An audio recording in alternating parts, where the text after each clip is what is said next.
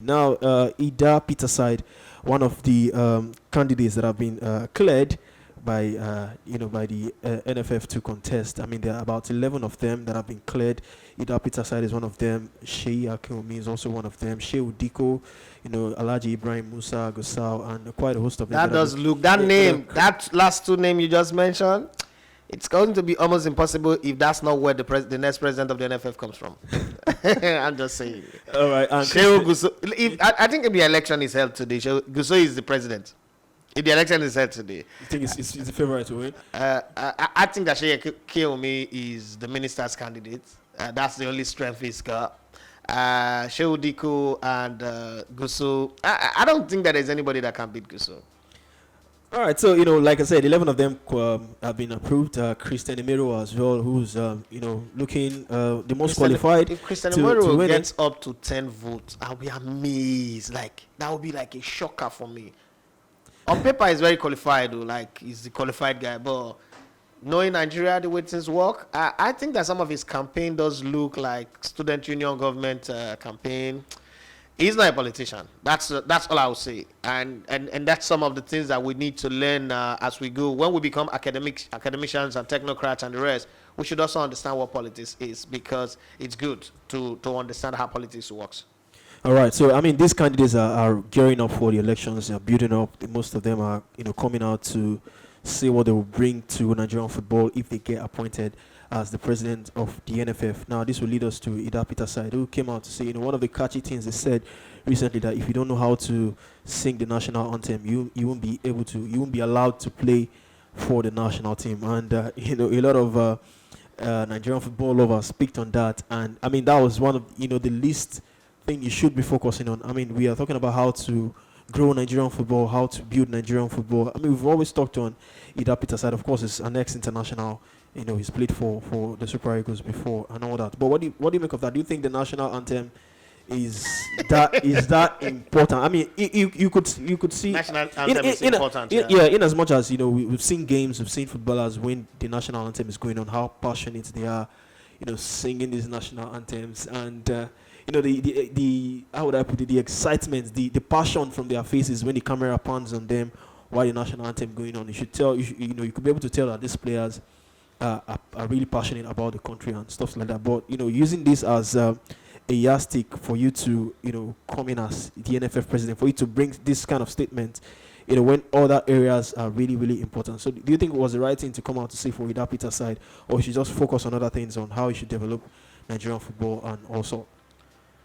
First of all, I want to think that this is not me trivializing the national anthem. I mean, I sing the national anthem. I don't think I've ever cried when singing the national anthem, but I know how to sing the national anthem. I didn't grow up thinking that there was need to cry, because the way I was in the podcast with Emmanuel Bayari was the first person that made it look like, okay, crying for the national anthem was such a big deal. It wasn't ever a big deal for me. I won't lie to you, because this is something that I thought that it's part of your growing up. It's part of who you are. You know how to sing your national. I can sing the Nigerian national anthem, sing the British national anthem, sing the American national anthem, even the Swedish national anthem. So not like a big deal from my own perspective. But having said that, there are some emotions that comes with it. But in today's Nigeria, let's be very, very honest, because one of the things that I don't like doing, when you're on radio, you're tempted to tell people what they want to hear. Yeah, the radio,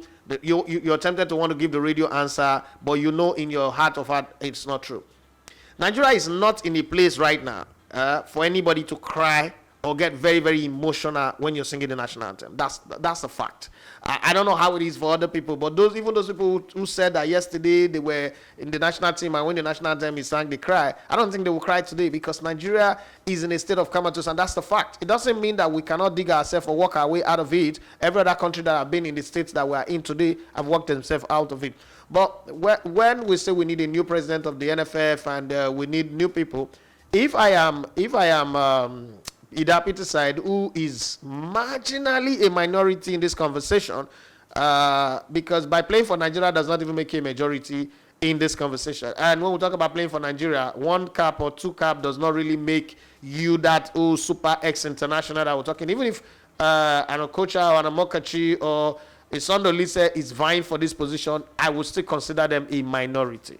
Because in the sense of being a minority is there is a difference between being a football player and being a coach. There's also been a difference between being an administrator, and we must understand all of this very well. When you're a football player, you're an artist. When you're a coach, you are a scientist. But when you start looking to be an administrator, you are all encompassing. You are both an artist, a scientist, a diplomat, a business executive, a marketer, a salesman, all in one. The best way I put it is you become a grand cordon, the 10x man, because you're going to sit in offices negotiating sponsorship. You're going to play the diplomatic card of being in the political circle. If you get elected today, you're going to deal with other ministers from May 29th next year. And the relationship, you have to find the balance. And you also have to be a manager of information. There are some things you want to say that would wreck the boat, but you can't say it because what's the use of wrecking the boat? And then you have to play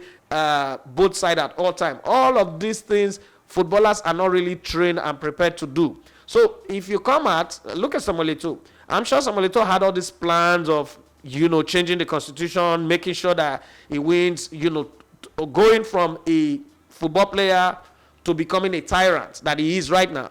But he didn't mention it before he won the election. Yeah. By the time he won the election, he started, bringing out his fangs and his claws and making sure that everything goes his way. And now he's a dictator. The reason why nobody's complaining is Cameroon didn't lose that or the Nations Cup pretty early. Cameroon didn't fail to qualify for the World Cup. So everything is going like, Samuel Eto'o is a god right now. But if you want to call it what it is, Samuel Eto'o is now a dictator. He's a de facto dictator because the problem with what Samuel Eto'o is doing is he's setting a precedent. Somebody else will come after him. He's not going to be there forever. If he's a life president, one day he would fall down and die. And then somebody comes in and say, you know what, I want to, in the way Samuel Eto'o did his own, I want to change the constitution and make it 20 years a term. And there's precedence for it already because he was a sitting president who changed it. All he needs to do is to get his people, his cronies, and get them going. That's the Samuel Eto'o thing. But the lesson to learn from whatever Samuel Eto'o have done is, even though it's bad, is that he didn't announce these things before the election, even though he was the candidate of the president. Don't forget that it was the president of Cameroon. Biada said, this is the guy. Every other person should step aside. And that's why he won it unopposed. And I think the same thing is happening in one other country where his friend, the FA president's friend, has become the country's president, and he's supposed to be going out. And then the president said he should continue. If I remember the name, I'll let you know. But my point here is, you are a rank outsider. What you need to do is to bring your fighter's chance into the game. Try and be nice to everybody, all sides, all constituents. Unfortunately, that doesn't happen in Nigeria. If we move on the street of saying, if you can't sing the national anthem, then you're not going to play for the national team, I think almost everybody in the national team will not play. Nigeria would just like shut down. No, that's the truth. Nigeria would just have to shut down football for a very long time, and we would struggle. Because you ask yourself, haven't you wonder why players can no longer go from the Nigerian league and go and play? We talked about this a few weeks ago, and go and play regular football in Europe, in the top leagues in Europe. Rather, players from amateur grassroots teams like the 36 Lions of this world, the Box to Boss, the G12, the FC Heart. The first Nigerian to sign for Bayern Munich plays for FC Heart. And a Nigerian player just signed for Crystal Palace, who's going to be loaned to STK 1960. He came from grassroots. And all of these players are no longer being picked from. You can't hear that an MPFA player was signed by Bayern Munich and loaned to Austria, or an MPFA player was signed by Crystal Palace and loaned to anywhere. So you notice the difference now. Like, these guys are not there. And then these street kids are the ones that are going to Europe, and they are 16, 17, 18, 20 most. Okay, most of them have not even really mastered the national anthem. They didn't go to school properly. You're not saying that these guys, if they are the best talent, they cannot play for Nigeria. I can bet you that Akinkumi Amao might not be able to sing the national anthem. How do you want to judge that? Are you going to call them to sing? We're inviting you. I thought that the primary reason to invite a player is, one, you are a Nigerian, and we're saying you play week in, week out, and you're playing very well, and then you fit the need of the national team. I thought that was the criteria to make it. Again, this also showed the lack of understanding of the place you want to go and work. That shouldn't be the focus. How are you going to digitalize Nigerian football? because that's a very, very big gap that we have. How are you going to make sure there's plenty of money? The good thing is Nike is not leaving again. They've rescinded their decision not to leave, but we're losing Coca-Cola. Nigerian breweries have agreed that thanks to the outgoing NFL president, that they would extend by a year, and a few other sponsors that are still going to be there to give the new person that is coming some stability. But having said that, we have some sponsors that are not interested. Coca-Cola said they are not doing again. I tell you, seems to be going. For me, it's good riddance to bad rubbish anyway. A few other ones like that. How are you going to bring in cash injection to it? Because let's not forget, let's not deceive ourselves. There are some basic facts that anybody who's going to be the next NFL president must understand. The last president of Nigeria that funded sports was Goodluck Jonathan.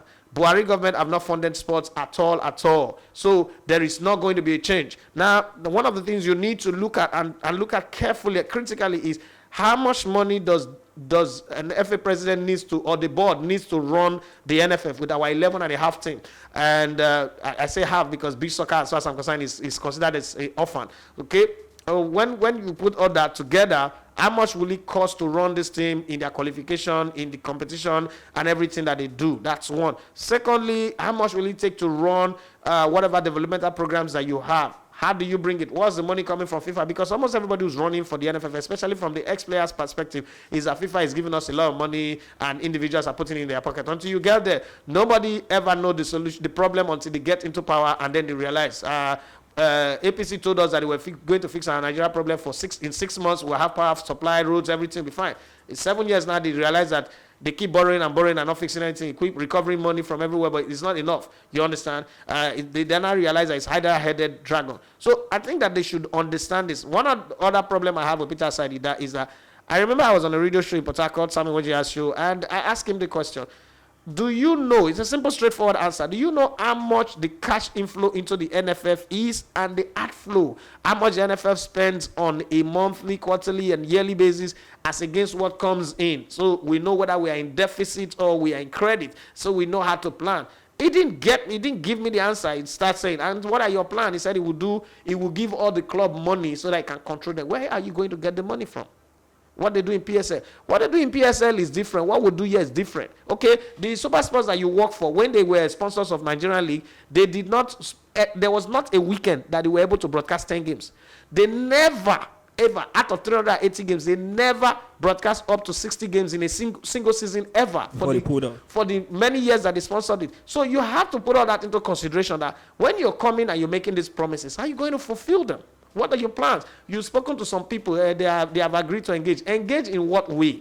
In production or in broadcast? In what way are they going to do it? Are you contesting to be the NFF president or the LMC president? Because you seem to be talking more about who want to be the LMC president than chairman than the NFF president. Having said that, though, I think that the qualification to play for the Nigerian national team is playing for your club regularly, being a Nigerian, and being consistent, and then having a valid need. The coach having a need for you, because what you're saying now is that you are actually going to be responsible for the selection of the national team. That already disqualifies you as far as I'm concerned. But hey, let's wait for the election. Magic can happen. You are listening to Elegbete TV Radio.